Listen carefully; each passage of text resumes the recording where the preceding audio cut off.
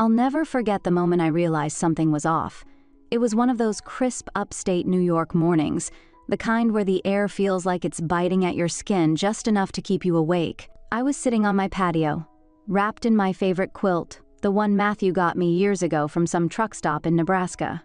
It's ugly as sin, but it's warm and it smells like him. Or at least it used to. Now it just smells like dust and the faintest hint of coffee I spilled on it last winter. Anyway, there I was, sipping my third cup of coffee, watching the world go by like I always do. The tailor's door creaked open across the street, right on schedule. 7 a.m. sharp. Out comes Mrs. Taylor's son. What's his name again? Ethan? Evan? Doesn't matter. He's tall, lanky, always in a hoodie, and he's got this mop of dark hair that looks like he just rolled out of bed. Which, let's be real, he probably did. Kids heading to the university, same as every morning. But here's the thing. Every time I see him, my stomach does this weird little flip. Not like butterflies or anything romantic, don't get it twisted. It's more like unease. Like when you're walking down a dark alley and you hear footsteps behind you, but you don't want to turn around. That kind of feeling. I've been trying to figure it out for weeks now. Why does this kid make me feel like I'm standing on the edge of something? He's just a college student, right? Just a kid. But there's something about the way he moves, like he's always in a hurry, but trying not to look like it. And the way he glances over at my house sometimes, quick, like he's checking to see if I'm there. This morning, though, something was different. He didn't just glance. He stopped. Right there on the sidewalk, halfway to his car, he turned and looked straight at me. And I swear, for a second, it felt like the air got heavier, like the whole world just paused. His eyes, dark, almost black, locked onto mine, and I couldn't look away. It was like he was trying to tell me something without saying a word.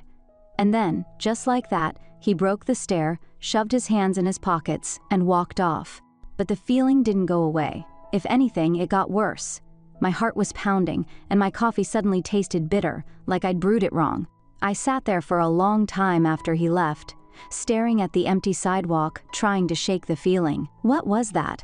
Why did it feel like I'd just seen something I wasn't supposed to? And then it hit me. This wasn't just about him. This was about me. About the fact that I've been sitting on this damn patio for 5 years, watching life pass me by while Matthew's out there chasing some sense of purpose I don't even understand anymore. I'm years old. I've got everything I need, money, a nice house, a family that's doing just fine without me. But I'm lonely. So damn lonely. And now there's this kid, this stranger, who somehow managed to make me feel seen, but not in a good way. In a way that makes me wonder if I've been ignoring something important, something dangerous. I don't know what's going to happen next, but I do know this. Whatever it is, it's not going to be boring. The day went on like it always does.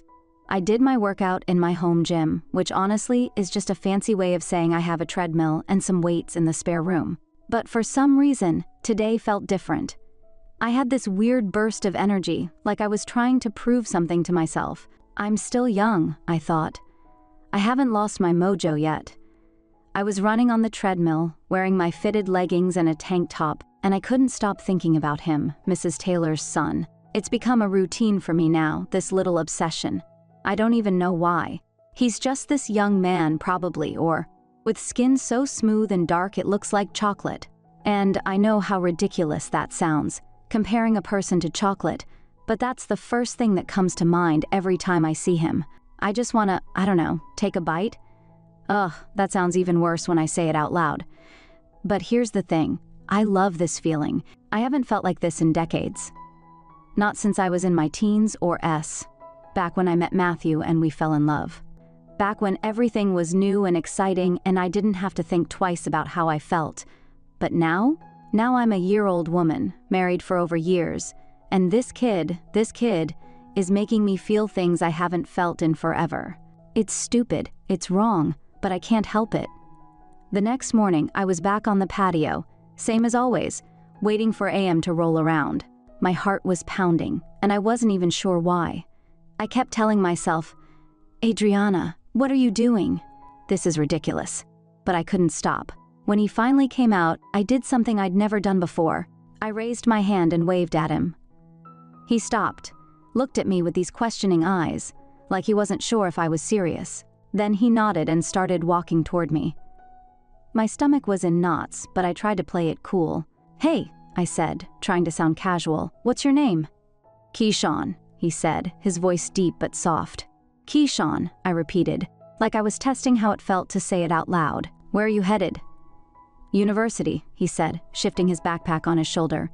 I nodded, like that was the most fascinating thing I'd ever heard. "Oh, nice. What are you studying?" He told me something about computer science, I think.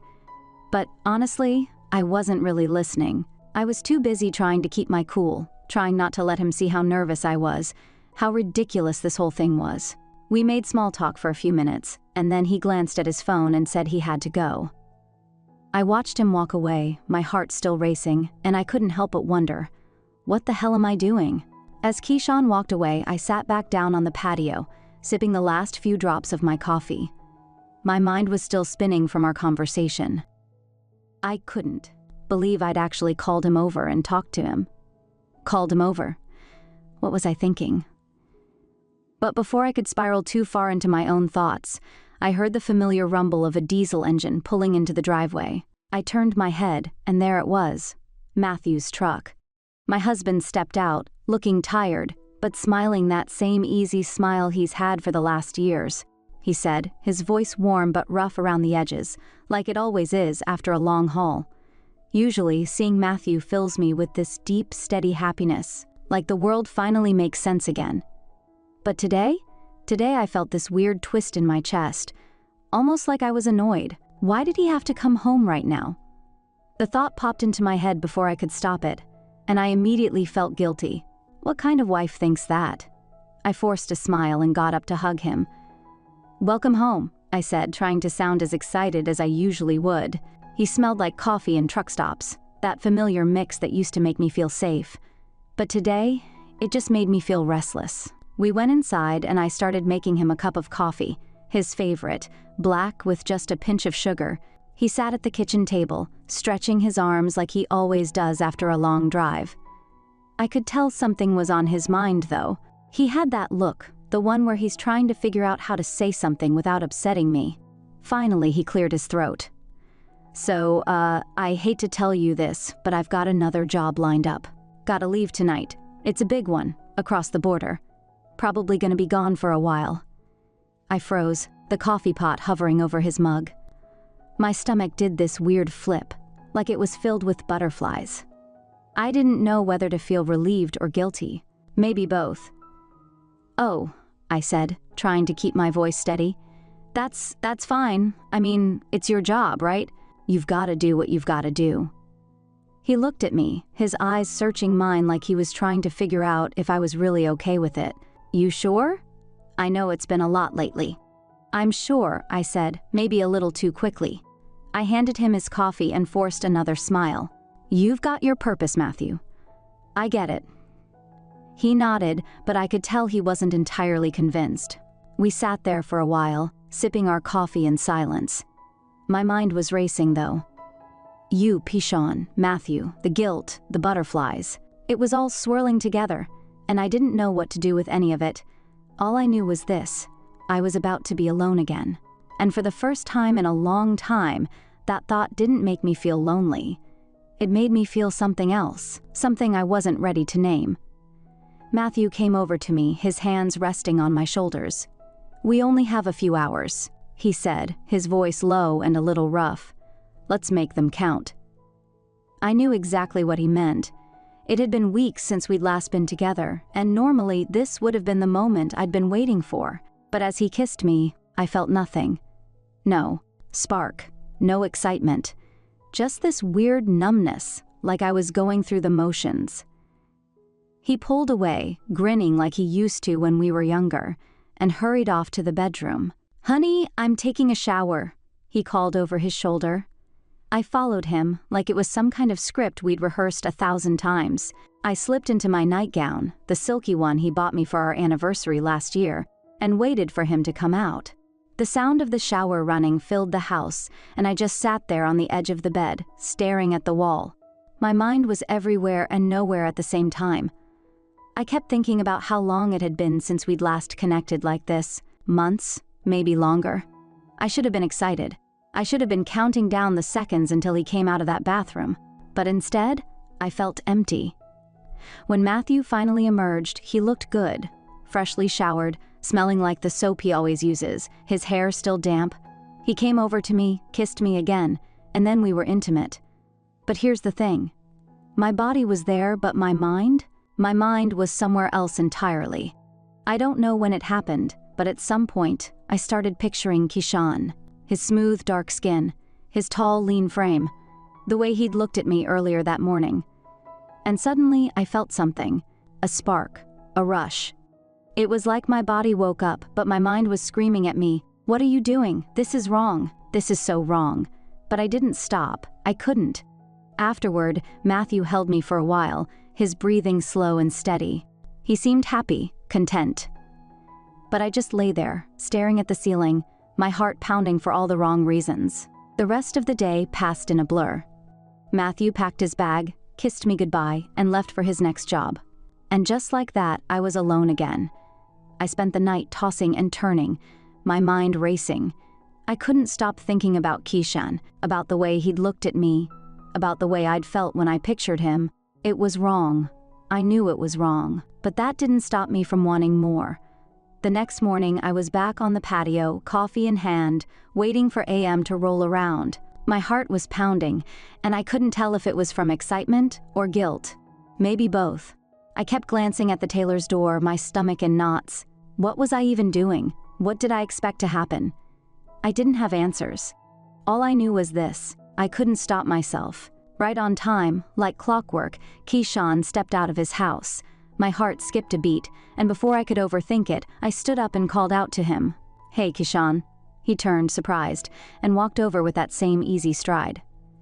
"Hey, ma'am," he said, his voice smooth but polite. I waved my hand like I was brushing the word away. "Oh, stop with him, ma'am. It's Adriana. Don't make me sound like some senior woman, okay?" The words came out before I could stop them, and I immediately regretted how flirty it sounded. "Oh, come on, Adriana," I thought to myself. "What else do you think you are?" He chuckled a little awkwardly and nodded. "All right, Adriana." I swear, the way he said my name sent a little shiver down my spine. I tried to play it cool, though. "So, Kishan, I see you're always heading out early. Busy life, huh?" "Yeah," he said, adjusting his backpack. "University keeps me on my toes." "I bet," I said, leaning against the patio railing, my voice dripping with a teasing lilt. "But you know, staying busy has its perks. Keeps you limber." I didn't even realize how suggestive that sounded until it was out of my mouth. My tone was playful, almost teasing, and I could see the faintest hint of confusion in his eyes. We kept talking, and I don't know what came over me, but everything I said had this edge to it, like I was flirting without actually saying the words. It was ridiculous. I'm a 61-year-old woman, for God's sake. But there I was, standing there in my rogue, talking to this young man like I was some character out of a movie. Finally, I glanced at my watch and pretended to remember something. "Oh, shoot. You're probably going to be late, huh?" He checked his phone and nodded. "Yeah, I should probably get going." Before he could walk away, I blurted out, "Hey, Kishan, what time do you usually get home from uni?" He paused, thinking for a second. Probably around 3 p.m. "Why?" I smiled, maybe a little too brightly. "Well, I've been meaning to move some furniture around the house. You know, do a little redecorating. I could use some help. How about you come over around 4? I'd pay you handsomely, of course." He looked a little caught off guard, like he wasn't sure if I was serious. But then he shrugged and gave me that same small smile. "Oh, come on, ma'am." Adriana, I'd be happy to help. No need to pay." "Nonsense," I said, waving my hand again. "You're doing me a favor. Least I can do is make it worth your while." He nodded, still looking a little unsure, but he agreed. "All right, 4 p.m. it is." As he walked away, I sat back down, my heart racing. What was I doing? Inviting him over? Moving furniture? It was such a flimsy excuse, and we both knew it, but I couldn't help myself. There was something about him, something that made me feel excited, and now I had to wait until 4 p.m. I spent the entire day preparing for 4 p.m., like it was some kind of grand event. I hit my home gym harder than I have in years. Squats, lunges, you name it. I was determined to look fresh, to feel young. By the time I was done, I was drenched in sweat, but I didn't care. I felt alive. Then came the waxing, the scrubbing, the whole 9 yards. I even drew myself a nice, warm bath, filling it with essential oils that smelled like lavender and vanilla. I soaked in there for what felt like forever, letting the steam and a scent wrap around me. When I got out, I felt like a new woman. I stood in front of my wardrobe, staring at my options like I was getting ready for the Oscars. Finally, I pulled off this low-cut dress I hadn't worn in years. It hugged my curves in all the right places, and when I looked in the mirror, I almost didn't recognize myself. "What are you doing, Adriana?" I thought, this is so stupid, so foolish. But I couldn't stop myself. By the time PM rolled around, I was a bundle of nerves. I kept pacing around the living room, adjusting the dress, reapplying lipstick, and then wiping it off because it looked too obvious. When the doorbell finally rang, my heart nearly jumped out of my chest. I took a deep breath, smoothed down my dress, and opened the door. And there he was. Keyshawn wasn't in his usual hoodie and university attire this time. He was wearing a tank top, and for the first time, I got a good look at his arms. His biceps were, wow, lean but defined, like he'd been sculpted by some artist who knew exactly what they were doing. His shoulders were broad, and his skin looked even smoother up close. I couldn't help myself. "You work out," I blurted out, my eyes still glued to his arms. He chuckled a little awkwardly. "Yeah, ma'am, every evening." "Well," I said, before I could stop myself, "looks like you'll be working out twice today." As soon as the words left my mouth, I froze. Did I really just say that? I could feel my face turning red, and I quickly covered my mouth with my hand. I mean, moving furniture around is a workout in itself. I stammered, trying to recover. Keyshawn just stood there, looking a little confused, but also amused. I couldn't tell. He nodded slowly, like he was trying to figure me out. "Right, yeah, I guess it is." I stepped aside to let him in, my heart still racing. "What the hell are you doing, Adriana?" I thought again. But deep down, I already knew the answer. I was in way over my head. I suddenly realized I hadn't even invited him in. "Oh, sorry," I said, stepping aside. "Come on in." Keyshawn walked into the living room, looking around like he was trying to figure out what he'd gotten himself into. I grabbed a beer from the fridge and tossed it to him. He caught it easily, his reflexes sharp, and cracked it open with a quick twist of the cap. I took a sip of my own drink, trying to act casual. "So, these sofas," I said, gesturing to the couch, "I need to move them over there. And the cupboard, too. Just a little redecorating, He nodded, taking a swig of his beer. "All right, let's get to it." We started with the sofa. It wasn't heavy, we easily got it off the ground, but as we moved it, I intentionally put in less effort, letting him do most of the work. "Oh, could you come over and stand behind me?" I said, glancing over my shoulder. "Push the sofa together with me, it'll be easier." He didn't hesitate. He stepped behind me, his body close, so close I could feel the heat radiating off him. We both leaned into the sofa, pushing it across the room. My heart was pounding, and not from the physical effort. He was in such close proximity, him standing behind me, so close, working together. It felt familiar, like something out of a daydream, but the context was entirely different. My mind was racing, and I could feel my cheeks burning. When we finally got the sofa into place, I turned around, and suddenly we were face to face. Well, almost. He was taller than me, so I had to look up to meet his eyes. We were standing so close I could see the faintest hint of stubble on his jawline, the way his chest rose and fell as he caught his breath. For a moment, neither of us said anything. The air between us felt charged, like it was waiting for one of us to make a move. I could feel my pulse in my ears, and I swear, I thought he might have been able to hear it too. "Thanks," I finally said, my voice barely above a whisper. "You're really strong." He chuckled softly, rubbing the back of his neck. "It's no problem." "What's next?" I didn't answer right away. I just stood there, staring at him, my mind spinning. What was next? I wasn't sure anymore. "You must be tired," I said, patting the spot next to me on the couch. Come on, let's sit for a minute. Keyshawn hesitated for just a second before sitting down. I scooted closer to him, close enough that our legs almost touched. I could feel the warmth of his body, and it made my heart race all over again. Well, Keyshawn, I said, nudging his bicep with my elbow, it shows. You do work out. He laughed softly, looking down at his hands. It's no big deal, ma'am. Say my name, I said, my voice firm but playful. He glanced at me, his dark eyes meeting mine. Adriana, he said, and the way he said it sent a shiver down my spine. I smiled, leaning in just a little. Well, I've got another exercise lined up for you, but it's over there. I gestured toward my bedroom, my tone light but loaded with meaning. He didn't seem to pick up on the undertone. No worries, Adriana, he said, standing up. I'd be happy to help. I led him to my room, my heart pounding so hard I was sure he could hear it. When we got to the bed, I ran my hand along the frame. You know, this thing creaks a lot, I said, my voice dropping to a playful whisper, especially when my husband and I do some stuff. Keyshawn froze for a second, his eyes widening just a fraction, but then he cleared his throat and said, some machine oil could do the trick. Do you have any? Oh yes, I said, grinning as I opened the drawer. Oil, a very essential thing in the bedroom. I handed him the bottle, our fingers brushing for just a moment.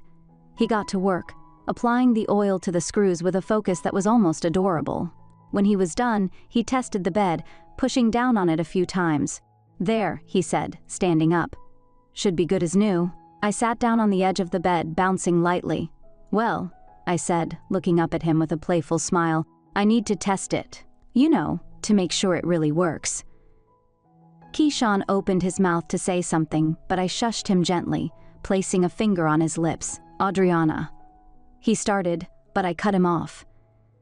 There's something about you, dear, I said, my voice. Soft but steady. I couldn't stop thinking about you. The way you're so kind, so polite, so helpful. I've been so lonely. I yearn for a connection, and with you, it's like it's just between you and me. It feels so good spending time with you. He stared at me, his dark eyes searching mine, like he was trying to figure out if this was real. I didn't give him time to think. Without a second thought, I leaned in and kissed him.